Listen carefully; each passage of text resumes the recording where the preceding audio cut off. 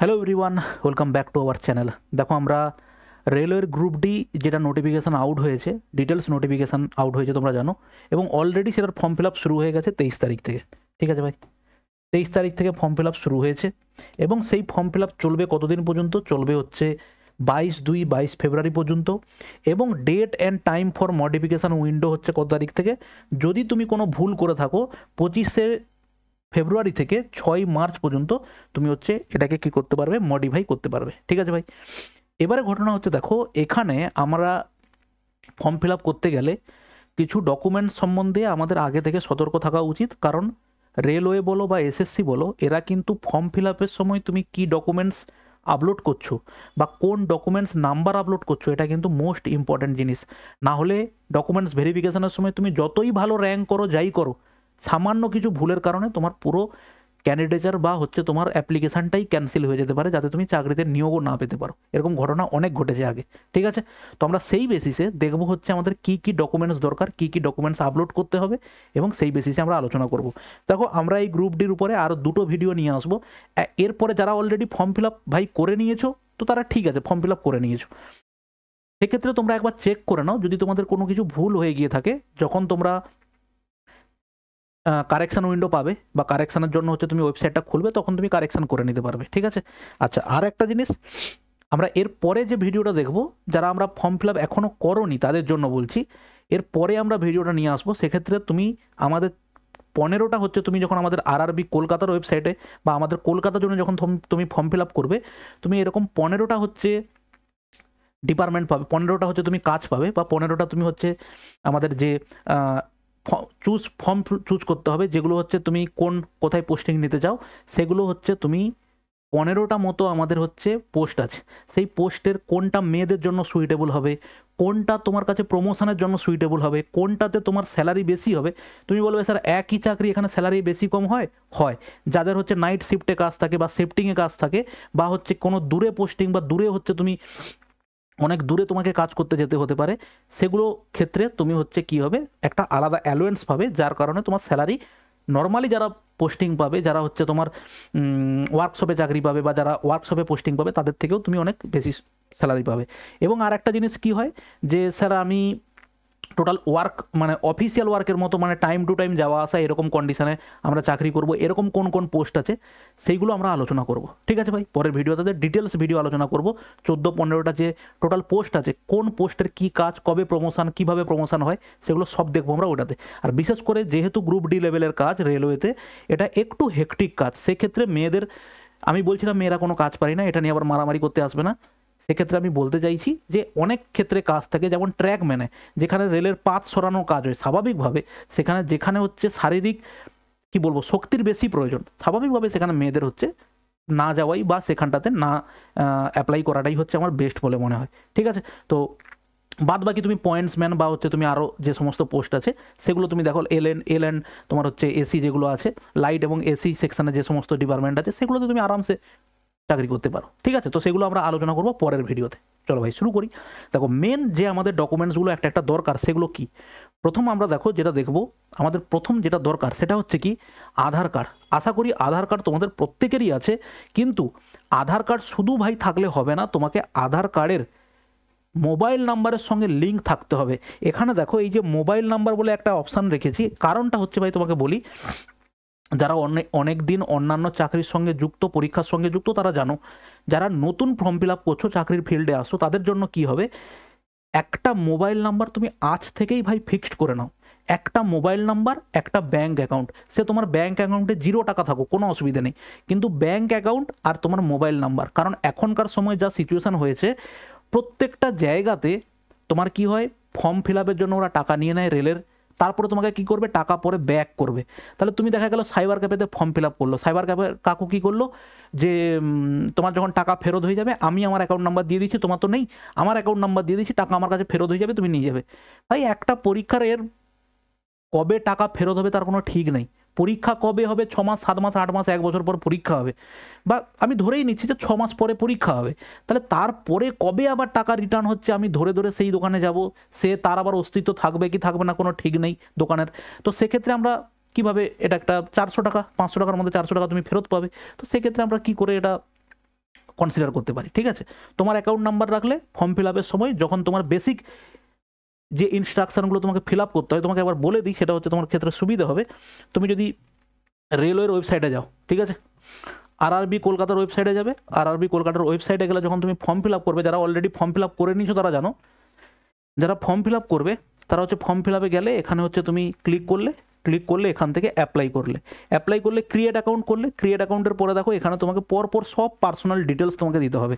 তোমার হচ্ছে have you change your name, আগের নেম চেঞ্জ করেছো কিনা, ফুল নেম, ঠিক আছে, date of birth, select gender, father's name, mother's name, এরপরে কন্ট্যাক্ট ডিটেলস দেবে, আধার ভেরিফিকেশন, দেখো আধার নাম্বার দেবে, জেনারেট আধার ওটিপি করবে, দিলে তোমার কাছে হচ্ছে আধারের ওটিপিটা আসবে, দিয়ে তুমি এখানে আধার ওটিপি দেবে, দিলে ভেরিফাই হবে।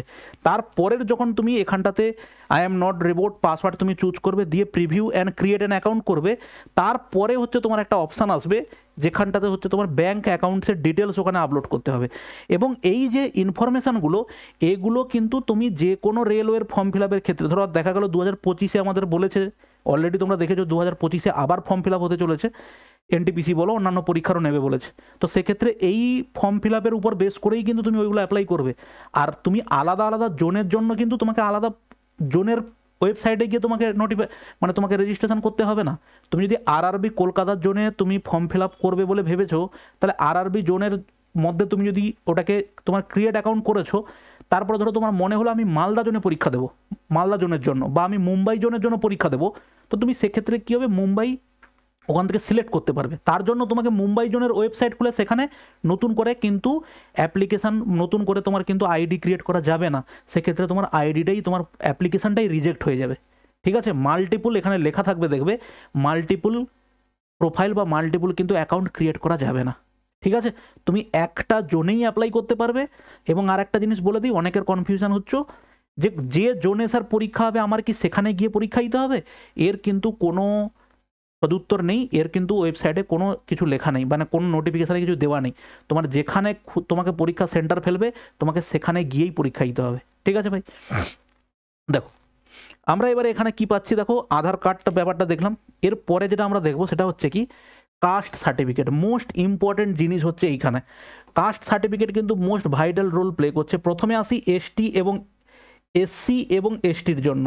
দেখো এসসি এবং এসটির জন্য কি হবে, তুমি একদম এখনই যারা এসসি এসটি আছো, যারা প্রথমবার রেলের ফর্ম ফিল আপ করছো গ্রুপ ডিতে, তারা এখনই কি করো, সেন্ট্রাল ফরম্যাটে সার্টিফিকেট বানিয়ে দাও, সারা জীবন তোমাদের চলে যাবে, এখানে আর কিচ্ছু করতে হবে না। এসসি এসটি যারা আছো, এরপরে যারা আছো যে ওবিসির ক্ষেত্রে যারা হচ্ছে ওবিসির লিস্টে নাম বাদ গেছে আমাদের স্টেট থেকে, তারা ফর্ম ফিল আপ করতে পারবে না ওবিসি হিসেবে। ওবিসি তোমার সেন্ট্রাল ফরম্যাটে, যদি তুমি ওবিসি সেন্ট্রাল ফরম্যাটে ওবিসি হও বা সেন্ট্রালের ওবিসি হও, তাহলে কিন্তু তুমি সেক্ষেত্রে ওবিসি ফরম্যাটে অ্যাপ্লাই করতে পারবে। দেখো ওবিসির ক্ষেত্রে, আচ্ছা আমাদের ইউটিউবে তুমি যদি এই স্ট্র্যাটেজি অপশানটাতে যাও, এখানটাতে কিন্তু আমরা অলরেডি এই সার্টিফিকেট, কাস্ট সার্টিফিকেট আপলোড নিয়ে সমস্ত তথ্য বলে একটা ভিডিও কিন্তু আপলোড করা আছে, ওটা কিন্তু ডিটেলসে তুমি যদি দেখে নাও, তোমার কাস্ট সার্টিফিকেট রিলেটেড যাবতীয় প্রশ্ন তোমার চলে যাবে।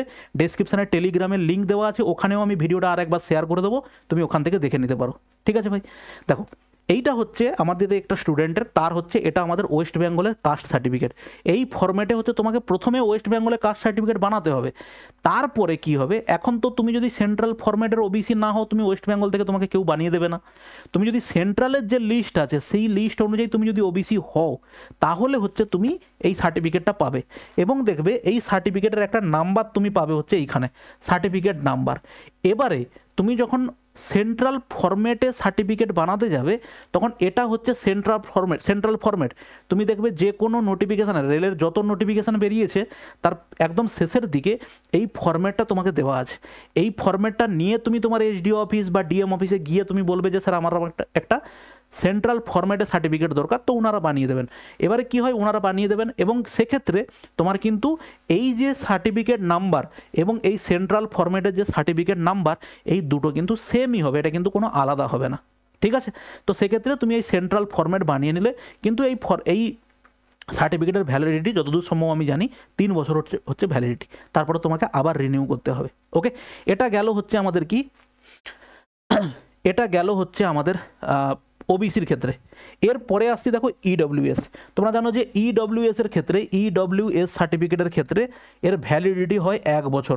অতএব তুমি যদি এখন তোমার কাছে যে সার্টিফিকেট আছে ইডব্লিউএস এর, আচ্ছা আর একটা পয়েন্ট, এই যে সার্টিফিকেটগুলো, এই সার্টিফিকেট কিন্তু আপলোড করতে হয় না, সার্টিফিকেটের নাম্বারটাকে তোমাকে আপলোড করতে হবে। ঠিক আছে ভাই। এবারে যদি কারোর মনে হয় যে স্যার আমার কাছে তো সার্টিফিকেট নেই, আমি সার্টিফিকেট পরে বানিয়ে নেবো, এখন যে কোনো একটা নাম্বার দিয়ে দিই, ওটা ভাই কোনো দিন করতে যাবে না। কারণ পরবর্তীকালে এই সার্টিফিকেটের নাম্বার ধরেই কিন্তু তোমার ডকুমেন্টস ভেরিফিকেশন হবে, তখন দেখবে তোমার এই দুটো সার্টিফিকেটের নাম্বার আলাদা, তখন কিন্তু টোটালি তুমি রিজেক্ট হয়ে যাবে। ঠিক আছে ভাই, এটা কিন্তু করবে না। এরপরে ইডব্লিউএস, যাদের ক্ষেত্রে বর্তমানে ইডব্লিউএস সার্টিফিকেট আছে তাদের কাছে প্রত্যেকের কাছে 2024-এর এপ্রিল মাসের হচ্ছে ইডব্লিউএস, এপ্রিল মাসের ইডব্লিউএস সার্টিফিকেট আছে। ঠিক আছে, 25-এর তো ইডব্লিউএস সার্টিফিকেট এখনও তৈরি হয়নি। অতএব যারা তার আগের ইডব্লিউএস আছে তারা সেটাকে রিনিউ করে নাও, 10 দিন সময় নাও, এখনও 27-28 দিন বাকি আছে ফর্ম ফিল আপ কমপ্লিট হতে। অতএব এর মাঝে যদি তোমার সার্টিফিকেটের কোনো কিছু প্রবলেম থেকে থাকে সেগুলোকে ইমিডিয়েটলি তুমি ক্লিয়ার করে নাও। ঠিক আছে, নামের ধরো ভুল আছে, বাবার নাম ধরো হচ্ছে আধার কার্ডে এক আছে, তোমার হচ্ছে কোনো সার্টিফিকেট আলাদা আছে, সেগুলোকে সব ফার্স্ট ক্লাস ম্যাজিস্ট্রেট দিয়ে এফিডেভিট করিয়ে নাও, দিলে এগুলো আর কোনো অসুবিধা হবে না। ঠিক আছে ভাই। এরপরে দেখো, এরপরে হচ্ছে যেটা তোমাকে বললাম এনসিভিটি অ্যাপ্রেন্টিস একটা কোর্স হয়, এই কোর্সটা যারা করেছো এরকম ফর্ম ফিল আপ করতে গেলে সেখানে তোমাকে জিজ্ঞেস করবে are you a course completed act apprentice in railway established and processing NAC graded by NCVT. এখানে ইয়েস অথবা নো অপশান থাকবে, এটা ম্যান্ডেটরি নয়, যদি তোমার থাকে তো তুমি ইয়েস করবে, যদি নেই তো তুমি না করে জাস্ট নেক্সট ক্লিক করে চলে যাবে। ঠিক আছে, এই সার্টিফিকেট থাকলেও যা পরবর্তীকালে কিছু ফ্যাসিলিটি পাওয়া যায় সেটা আমরা পরে আলোচনা করব, কিন্তু যদি নাও থাকে তোমার কোনো এতে গ্রুপ ডির পরীক্ষায় পাস করে চাকরি পেতে তোমার 1%ও অসুবিধা হবে না। ঠিক আছে ভাই। এরপরে দেখো, এরপরে হচ্ছে কি, এটা হলো ব্যাঙ্ক অ্যাকাউন্ট, তো অলরেডি বলে দিয়েছি তুমি নিজস্ব একটা ব্যাঙ্ক অ্যাকাউন্ট খুলে নাও। 10th পাস সার্টিফিকেট, দেখো অনেকের ক্ষেত্রে এটা এখনও পর্যন্ত ধোঁয়াশা থাকে, কোনটা পাস সার্টিফিকেট কোনটা রেজিস্ট্রেশন, নাম্বার লিস্ট তো মানে মার্কশিট তো জানে ওখানে নাম্বার দেওয়া আছে, কিন্তু পাস সার্টিফিকেট আর রেজিস্ট্রেশন কিন্তু আলাদা জিনিস। পাস সার্টিফিকেট কখন পাওয়া যায়, যখন তোমার রেজাল্ট বেরিয়ে যায়, তোমার কাছে মার্কশিট আসে, তার সঙ্গেই তোমার পাস সার্টিফিকেট আসে, সেক্ষেত্রে তোমার কিন্তু পাসিং ডেটটা তোমার থাকবে, অবশ্যই থাকবে, এবং সেই ডেটটা কিন্তু এখানে চাইবে, এটা কিন্তু তোমাকে আপলোড করতে হবে। নেক্সট হচ্ছে যেটা দরকার সেটা হচ্ছে ফটো কিন্তু তোমার দরকার হচ্ছে হোয়াইট ব্যাকগ্রাউন্ড। ফটো কিন্তু তুমি যদি হোয়াইট ব্যাকগ্রাউন্ড না হয়, প্রথম কথা হচ্ছে তোমার ফটো আপলোড নেবে না। দ্বিতীয় কথা হচ্ছে কি, ফটোর যে ডাইমেনশান দেওয়া থাকে সম্ভবত 320 240 ডাইমেনশান থাকে, ওই ডাইমেনশানে তোমাকে কি করতে হবে, আপলোড করতে হবে। তোমার যদি ওই ডাইমেনশানের ফটো না থেকে থাকে তো তুমি চলে যাও স্টুডিওতে, একবার ফটো তুমি বানিয়ে নাও, এবং তোমাকে বলবো মোটামুটি গোটা 30-এর মতো তুমি পাসপোর্ট ছবি বানিয়ে নাও, মানে তোমার হার্ড কপি তোমার পাশে থাকবে, আর ওই পাসপোর্ট ফটোটার যে তোমার মানে থাকবে জেপিজি ফরম্যাটে, তুমি কী করবে তোমার মোবাইলে নিয়ে নাও বা পেন ড্রাইভে নিয়ে নাও, পরবর্তীকালে তুমি যখন ফর্ম ফিল আপ অন্য কোথাও করতে যাবে সেটাকে তুমি আপলোড করবে। সেটাকে তুমি নিয়ে এসে দেখো এই রকম ধরনের তোমাকে হচ্ছে হোয়াইট ব্যাকগ্রাউন্ড তোমার ছবি হতে হবে। ঠিক আছে ভাই, এই রকম ধরনের তোমার হোয়াইট ব্যাকগ্রাউন্ড দেওয়া ছবি তোমার হতে হবে।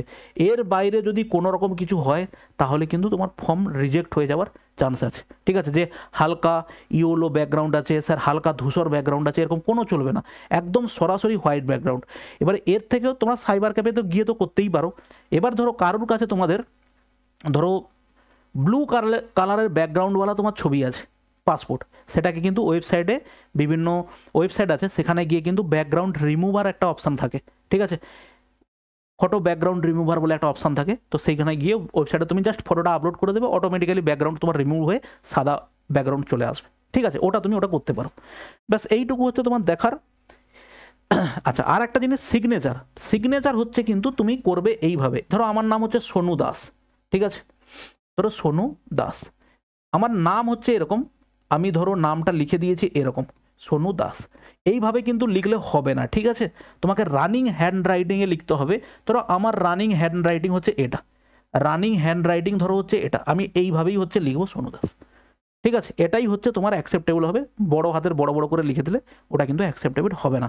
ঠিক আছে, আচ্ছা আচ্ছা, আর কি আছে, আর হচ্ছে আমাদের ইম্পর্টেন্ট যেটা দরকার, মোটামুটিভাবে এইগুলো হচ্ছে দেখলাম। এবার দেখো তোমাদের যদি অলরেডি অ্যাকাউন্ট ক্রিয়েট হয়ে গিয়ে থাকে এবং সেক্ষেত্রে তোমার ধরো পাসওয়ার্ড মনে নেই, কোনো অসুবিধা নেই, তুমি গিয়ে ফরগট পাসওয়ার্ড করে নেবে।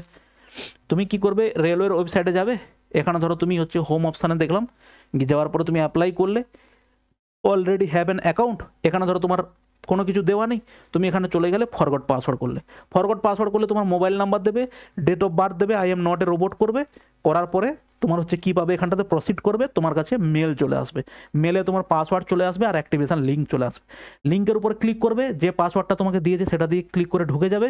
তারপরে তোমার যখন এখানে তোমার অ্যাকাউন্টটা দেখাবে, এইখানে ছবি আসবে তোমার, সেই ছবির উপরে ক্লিক করবে, ক্লিক করার পরে তোমার ওখানে চেঞ্জ পাসওয়ার্ড বলে অপশান থাকবে, তুমি সেখানটাতে গিয়ে তুমি তোমার মনের মতো করে পাসওয়ার্ড অ্যাড করে নিতে পারো। ঠিক আছে ভাই, এই গেল হচ্ছে আমাদের টোটাল যতগুলো ডকুমেন্টস দরকার, যা দরকার সেগুলো আলোচনা করলাম।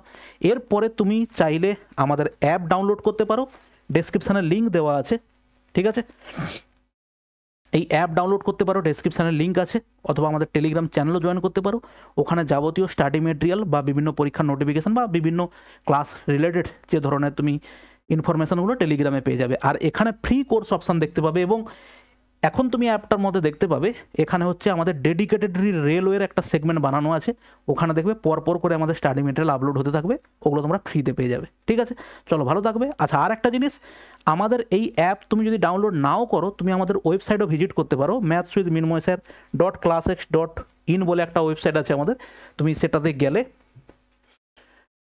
mathswithminmoysir.classx.co.in এখানে গেলে এখানে তুমি হচ্ছে এখানে দেখো ফ্রি কোর্স অপশানে যাবে, এখানে সমস্ত যে কোর্সগুলো আমি ফ্রিতে করিয়েছিলাম আগে সেগুলো সব তুমি এখানে দেখতে পাবে।